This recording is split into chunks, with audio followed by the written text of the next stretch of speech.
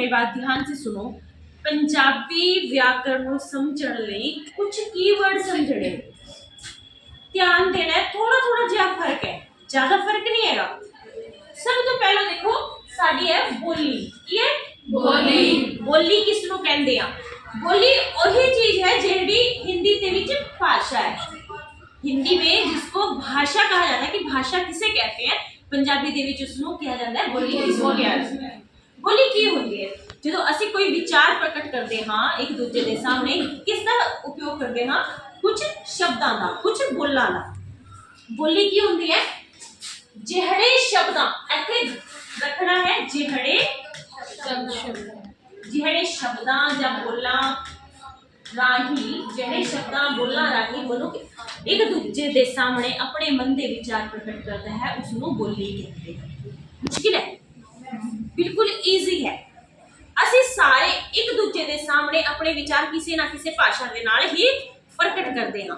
तो सीधी सी गल है बोली वो है जिहड़े शब्दां दे नाल असी अपने मन के विचार या जिहड़े इत्थे तुसीं लगा सकते हो जिहड़े साधन नाल ए भी लगा सकते हो, जिस साधन नाल मनुख एक दूजे के सामने अपने मन के विचार प्रकट करता है उसनों बोली आखते हैं।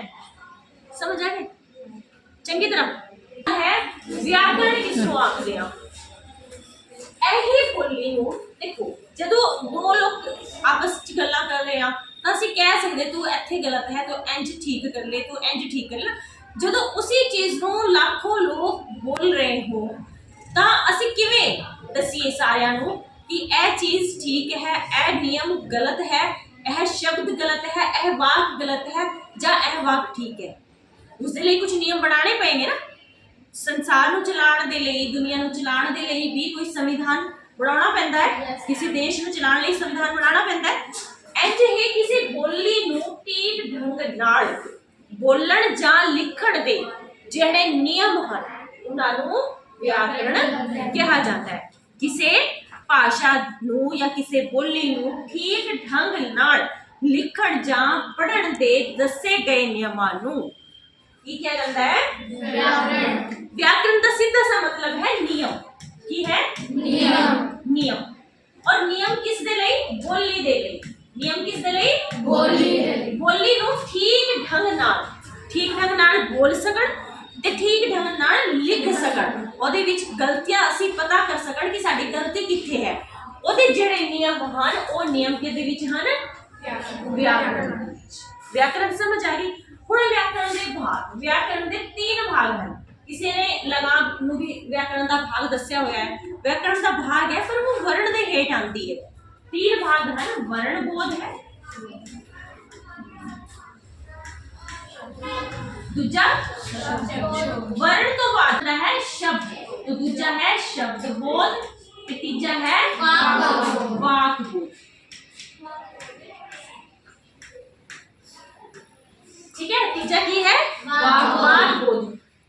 व्याकरण के भाग हैं। व्याकरण के क्यों भाग हैं? देखो सारी व्याकरण के सारे नियमां नूं असीं सीधे सीधे नहीं पढ़ सकते। उससे सानू एक विभाग कर दिते, पार्ट कर दिते, अलग अलग पार्ट्स के अंडर असी अलग अलग चीज़ां पढ़ांगे। पहला पार्ट कर दिता वर्ण वाला, वर्ण बोध वाला, दूजा भाग कर दिता शब्द बोध वाला, तीजा भाग कर दिता वाक बोध वाला। हुण 3 चीज़ें असी वेखी, एक वर्ण, एक शब्द, एक वाक। इन्हां दे बोध तो पहला, इन्हां दी समझ तो पहला असी देखांगे कि वर्ण हुंदा की है। की हुंदा है वर्ण? किसी भी भाषा, किसी भी बोली का वो छोटे तो छोटा भाग, वो छोटी तो छोटी इकाई जिहड़ी स्वतंत्र हुंदी है, उहदे विच जोड़न तो बाद ही कोई शब्द बनता है। वो अपने आप इकल्ली रह सकती है। ठीक है, उसनूं वर्ण कहते हैं। पंजाबी दे विच किन्ने वर्ण ने? इसी नूं अखर भी बोलते हैं। पंजाबी दे विच इसी नूं अखर बोलते हैं। पंजाबी दे विच किन्ने अखर ने? 35 अखर। कितने अखर ने? 35 अखर ने और 6 ने पैरी बिंदी वाले। पर बोले यही 35 जानते हैं, इन्हां दे विचों ही पैरी बिंदी वाले 6 अखर बनाए हुए। और दी बात शब्द है जदों यह वर्ण अच्छा वर्ण दे हेठ आगे 3 प्रकार है। तुसीं समझ आ गए वर्ण किसनूं कहंदे आ? ਛੋਟੀ ਤੋਂ ਛੋਟੀ ਇਕਾਈ ਕਿਸੇ ਵੀ ਭਾਸ਼ਾ ਦੀ ਜੋ ਸੁਤੰਤਰ ਰਹਿ ਸਕਦੀ ਹੈ ਉਸ ਨੂੰ ਅੱਖਰ ਕਹਿੰਦੇ ਹਾਂ। ਇਹਨਾਂ ਅੱਖਰਾਂ ਦਾ ਜਿਸ ਵਿਆਕਰਣ ਦੇ ਜਿਸ ਭਾਗ ਵਿੱਚ ਵਰਣ ਦਾ, ਇਹਨਾਂ ਅੱਖਰਾਂ ਜਾਂ ਵਰਣਾਂ ਦਾ ਜਿਸ ਭਾਗ ਦੇ ਵਿੱਚ ਸ਼ੁੱਧ ਅਸ਼ੁੱਧ ਰੂਪ ਦਾ ਪਤਾ ਲਗਾਇਆ ਜਾਂਦਾ है उसਨੂੰ वर्ण बोध कहते हैं। समझ आ गया वो? वर्ण और वर्ण में फर्क पता चल गया ना? वर्ण बोध की ਹੁੰਦਾ है ਜੋ ਜਿਸ ਵਿਆਕਰਣ ਦੇ ਜਿਸ ਭਾਗ ਵਿੱਚ ਵਰਣ ਦੇ ਸ਼ੁੱਧ ਰੂਪ ਦਾ ਪਤਾ ਲੱਗਦਾ ਹੈ, ਸ਼ੁੱਧ ਰੂਪ ਦੇ ਨਿਯਮਾਂ ਦਾ ਪਤਾ ਲੱਗਦਾ ਹੈ ਕਿ ਇਹ ਠੀਕ ਹੈ ਜਾਂ ਨਹੀਂ, ਉਸ ਨੂੰ ਵਰਣ ਬੋਧ ਕਹਿੰਦੇ ਹਨ। अब वर्ण बोध ਦੇ ਵੀ तीन ਭਾਗ ਨੇ। पहला ਤਾਂ ਅੱਖਰ ਹੀ ਹੋ ਗਿਆ, ਠੀਕ ਹੈ। दूजा ਜਦੋਂ ਅੱਖਰ ਨਾਲ ਕੰਮ ਨਹੀਂ ਚੱਲਿਆ ਤਾਂ ਅਸੀਂ ਕੀ ਲਾਈਏ?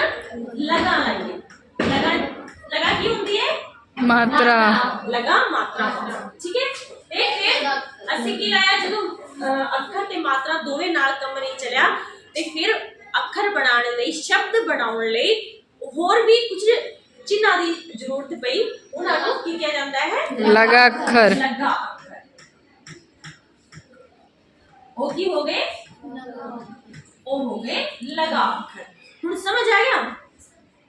ਪਹਿਲਾ ਅੱਖਰ ਉਹ ਚਿੰਨ੍ਹ ਹਨ ਜਿਹੜੇ ਸੁਤੰਤਰ ਹੁੰਦੇ ਹਨ, ਜਿਹੜੇ ਚਿੰਨ੍ਹ ਕਿਸੇ ਭਾਸ਼ਾ ਦੇ ਵਿੱਚ ਸਭ ਤੋਂ ਛੋਟੀ ਇਕਾਈ ਹੁੰਦੇ ਹਨ, ਉਹਨਾਂ ਨੂੰ ਅੱਖਰ ਕਿਹਾ ਜਾਂਦਾ ਹੈ। ਜਿਹੜੇ ਚਿੰਨ੍ਹ ਸ਼ਬਦਾਂ ਨੂੰ ਬਣਾਉਣ ਲਈ ਲਗਾ ਦੇ ਰੂਪ ਵਿੱਚ, ਚਿੰਨ੍ਹ ਲਗਾ ਦੇ ਰੂਪ ਵਿੱਚ ਲੱਗਦੇ ਹਨ, ਉਹਨਾਂ ਨੂੰ ਲਗਾ ਮਾਤਰਾਵਾਂ ਕਿਹਾ ਜਾਂਦਾ ਹੈ। ਔਰ ਲਗਾ ਅੱਖਰ ਉਹ ਹੁੰਦੇ ਹਨ ਜਿਹੜੇ ਜਦੋਂ ਕੋਈ ਸ਼ਬਦ ਅੱਖਰ ਤੇ ਲਗਾ ਤੋਂ ਵੀ ਨਹੀਂ ਬਣਦਾ ਤੇ ਉਸ ਨੂੰ ਹੋਰ ਚਿੰਨ੍ਹਾਂ ਦੀ ਮਦਦ ਪੈਂਦੀ है, ਤੇ ਉਹ ਪੰਜਾਬੀ ਦੇ ਵਿੱਚ तीन लगा अक्षर रखे गए हैं। इसको हम थोड़ा ऊपर करके देख लेते हैं। इसमें भी आगे अक्षर कितने हो गए? 35 अक्षर। और ये इसके भाग ने ए वर्ण के सारे भाग ने, समझ रहे हो? ए वर्ण के भाग ने 35 अक्षर हो गए। पहली चीज। दूसरी चीज हो गई कितनी मात्रावां ने? 10 लगा मात्रावां ने।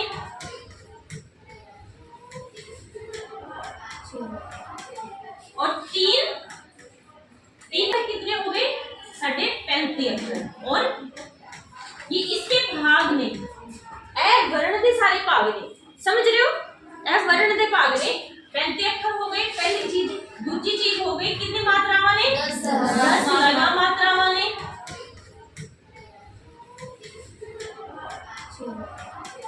और तीन क्या है? 3 लगा अक्षर, ठीक है। समझ आया? हुण समझ आ गया? अब 3 लगा 10 मात्रावां तुझे पता है 10 मात्रावां कौन सी है? अच्छा, अब इसके आगे भी इस पार्ट को हम आगे भी बढ़ा सकते हैं, इसको आगे लेके जा सकते हैं, लेकिन इससे पहले, इसको आगे ले जाने से पहले हम इसको यही रोकते हैं क्योंकि आगे भी बढ़ेगा। लेकिन इससे पहले हम समझ लेते हैं शब्द की है, वाक्य की है।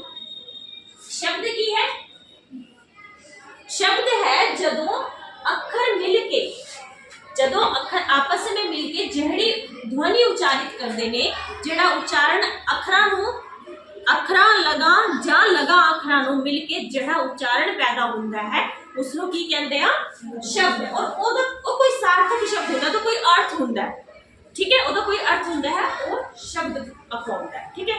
ਔਰ ਸ਼ਬਦਾਂ ਦੇ ਠੀਕ ਬਣਤਰ ਦੇ ਜਿਹੜੇ ਨਿਯਮ ਹਨ, ਠੀਕ ਬਣੇ ਜਾਂ ਨਹੀਂ, ਸ਼ਬਦ ਕਿਵੇਂ ਬਣਦੇ ਨੇ, ਸ਼ਬਦਾਂ ਦਾ ਰੂਪ ਕਿਵੇਂ ਬਣਦਾ ਹੈ, ਉਹਨਾਂ ਦੀ ਸਾਰੀ ਬਣਤਰ ਦੱਸੀ ਜਾਂਦੀ ਹੈ ਸ਼ਬਦ ਬੋਲ ਦੇ ਵਿੱਚ, ਠੀਕ ਹੈ। ਵਿਆਕਰਣ ਦਾ ਉਹ ਭਾਗ ਜਿਹਦੇ ਵਿੱਚ ਸ਼ਬਦਾਂ ਦੇ ਰੂਪ ਬਣਤਰ ਦੇ ਨਿਯਮ ਦੱਸੇ ਜਾਂਦੇ ਹਨ ਉਸ ਨੂੰ ਕੀ ਕਿਹਾ ਜਾਂਦਾ ਹੈ?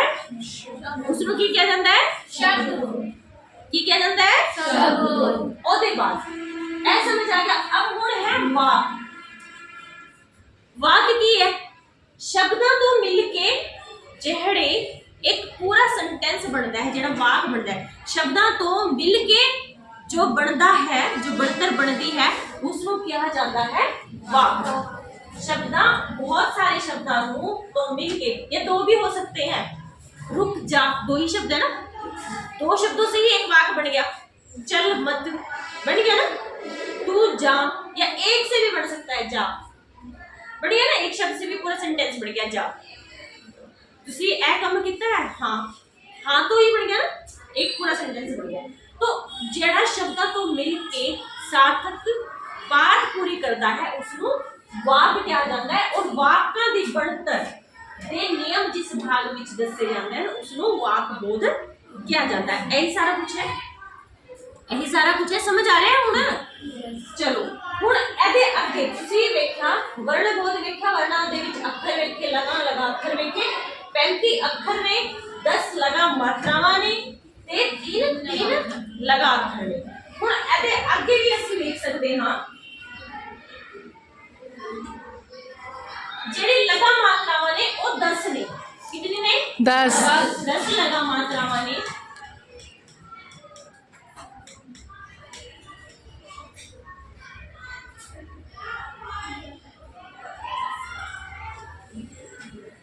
मात्रावां ने और लगा अक्षर कितने ने? 3 केड़े केड़े हैं? बिंदी, टिप्पी अद्धक टिप्पी, अद्धक और अद्धक। अद्धक जेड़ा है ਇਹ ਕੀ ਹੈ? ਦੁਗਣਾ ਬਲ ਦੇਣ ਲਈ, ਕਿਸੇ ਅੱਖਰ ਉੱਤੇ ਦੁਗਣਾ ਬਲ ਦੇਣ ਲਈ ਅਧਕ ਦਾ ਪ੍ਰਯੋਗ ਕੀਤਾ ਜਾਂਦਾ ਹੈ। ਜਿਵੇਂ ਮੈਂ ਕਿਹਾ ਬੱਚਾ, अब ऐसे मैं यहाँ लगाया है तो ऐसा मतलब है कि जेड़ा च है यह थोड़ा ज्यादा बार बोलेगा, थोड़ा सा इसके ऊपर बल दिया जाएगा तो ये हो जाएगा बच्चा। ये हो गया बच्चा, बच्चा, कच्चा, ठीक है। ये सारे अधक नाल बनेंगे। जो असी एक वर्ण ते थोड़ा ज्यादा बल देना हुंदा है, उसनू थोड़ा दुगना बोलना हुंदा है, उस उत्ते अधक का प्रयोग किया जाता है। बिंदी ने टिप्पी है अनुनासिक, की है अनुनासिक। हुण दसो अनुनासिक की हुंदा है? अनुनासिक हुंदा है जिन्ना वर्णा की ध्वनि नाक राही आंदी है, ठीक है, जिन्ना वर्णा की ध्वनि नाक राही आंदी है। जिवें हंस, हंस में क्या है? जो न की साउंड है वो कहाँ से आ रही है? नाक से आ रही है ना। तो जड़ी अनुनासिक वो होंगे जिन्हां दी आवाज नाक राही आती है वो अनुनासिक हो गए।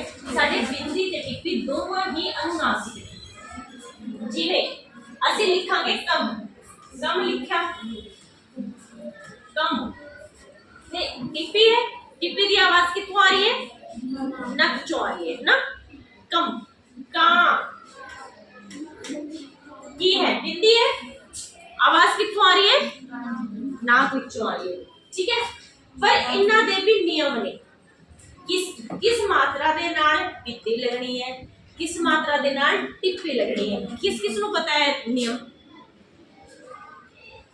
पता है किसी नूं? हाँ दसो केड़ी टिप्पी केड़ी मात्रावां नाल लगदी है?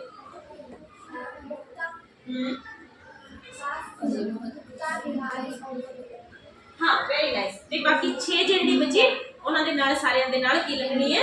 बिंदी लगनी है। देखो 10 मात्रावां हुंदियां ने।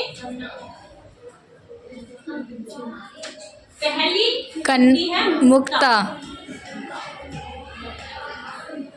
दूजी हुंदी है कन्ना, कन्ना, सिहारी, बिहारी, बिहारी, सियारी बिहारी, फोड़ा नहीं सियारी, औंकड़,